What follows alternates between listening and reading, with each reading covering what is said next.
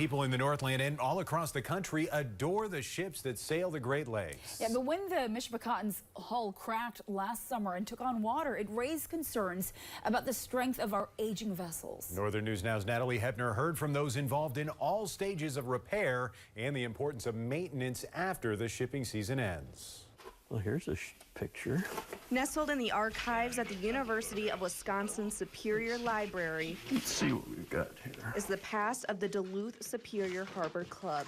The Harbor Club started in 1958 after a group of men started meeting monthly for lunch in the Twin Ports, spurred by their passion for working on the Great Lakes. It sends up to 20 to 25 men, and that's where it stays at now, too. Dan Rao has been a part of the group for around 30 years, a commercial fisherman who is no stranger to fresh water. First of all, I like the people, and I just loved fishing, too. I mean, I really fell in love with it.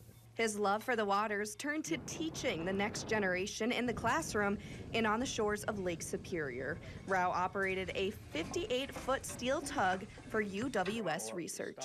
It was really the public's only access to scientific information about the lake on the lake. After that, Rao took his experience to the big ships on the Great Lakes. He helped winterize Lakers for 3 years when the ships were laid up in the harbor. And they just, I mean, they don't look like ships. They look like a floating building or something like that, you know, more than a ship. And so just seeing those and working on them, too. I mean, it was just really interesting working on those ships in the winter. Working on ships in the winter is no new thing for crews on Lake Superior. Sort of like our Super Bowl. A maintenance marathon for crews on the Great Lakes, like at Frasier shipyards in Superior. CEO Patrick Kelly says the work done during the winter months when the sulaks close is the most important for an aging fleet of Lakers. Something like an Indianapolis pit crew in the way we think about our work. And people coming in, they don't want to be here longer than they need to be. So we're partnering with the boat owners to find ways to extend the lives of these boats in any way that we can. Frasier shipyards will work on 7 to 8 ships this winter work season. 3 to 4 will be tied up here at Howard's Bay Slip at Frasier.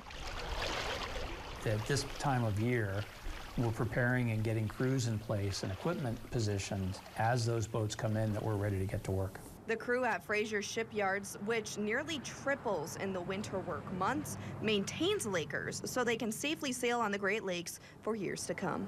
One of the finest is clearly Frasier, who we have a wonderful relationship with. The team up there just does an exemplary job, and it's critical to our success. Lake Steamship Company, based out of Ohio, owns many Lakers that traverse Lake Superior, including the Lee A and the Paul R. Tregurtha. They're also the ownership group of the first Great Lakes bulk carrier built on the Great Lakes in more than 35 years.